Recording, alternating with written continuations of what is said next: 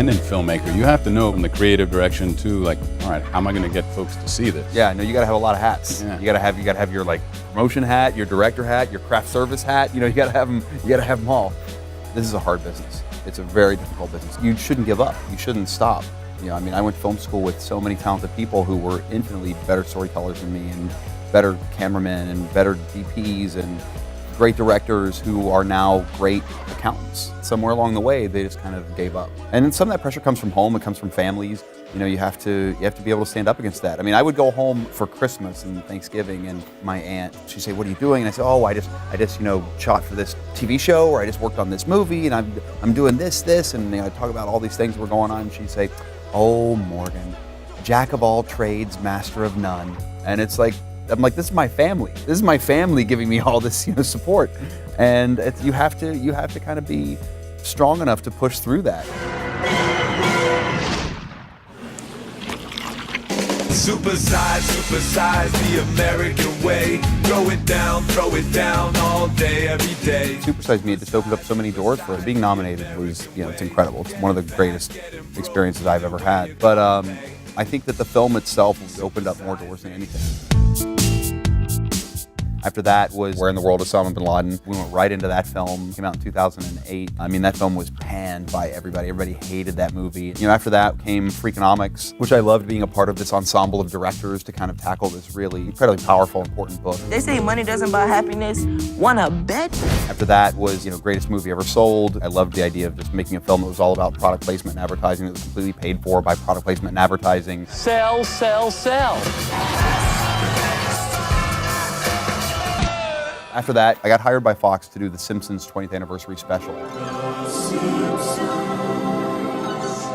And as soon as we got that job, I was like, we have to go to Comic-Con. And I'd never been to San Diego Comic-Con. I'd always wanted to go. And I said, if we're going to go interview Simpsons superfans, that's where we have to be. We have to go to San Diego. I met Stan Lee, idol of mine from childhood. Like when I first started reading Spider-Man comics as a kid, it was some of his stories that ultimately kind of really pushed me to start writing my own and creating my own stories. So I just went over and I said, "God, Mr. Lee, it's an honor to meet you. As a kid, you just so shaped my life and made me look at things differently and really inspired me to want to be a creative person and tell stories." And he goes, "Oh my God, Morgan, that's so nice of you. It's so nice of you to say. We should do a movie together. We should do a documentary. We should do a documentary about Comic-Con." And I was like, "That's a great idea, Stan. That's a fantastic idea." And then cut to, a year later, we were making Comic-Con Episode 4 with Stan Lee and Joss Whedon. I mean, it was like this crazy little geek dream team. San Diego Comic-Con is one of those places that is so special to me. Like, I go there and I feel like these are my people. These are all the geeky people that were like me growing up, who were reading comic books and were reading Fangoria magazine and making our own blood and creating all my own scars and gashes when I was a kid. Because when I was little, I wanted to be a makeup special effects artist. And at some point, I'm going to make a horror movie. That's going to happen. Yeah, some scripted stuff in the future, perhaps. Yeah, absolutely. So you're now working on a pretty big budget movie. Yeah, biggest budget film I've ever worked on.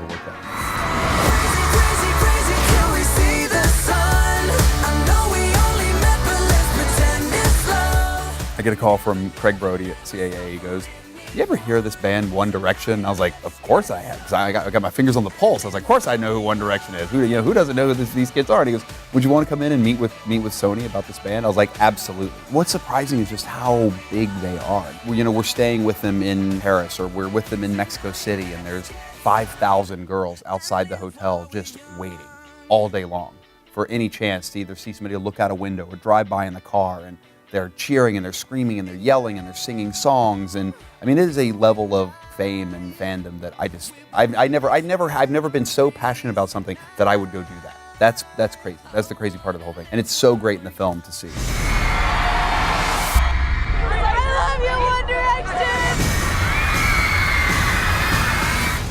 Working for a big studio, have they influenced you at all? Has it been copacetic? It's been pretty copacetic. And, in every film I've ever made, it's like, here's what I want to do, here's what we're going to tell, here's the movie, and we're done.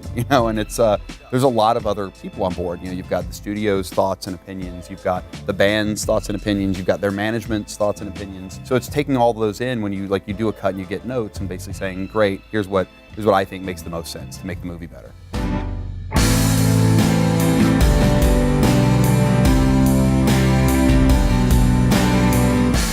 How do you react when people come up to you and tell you that you're an important filmmaker?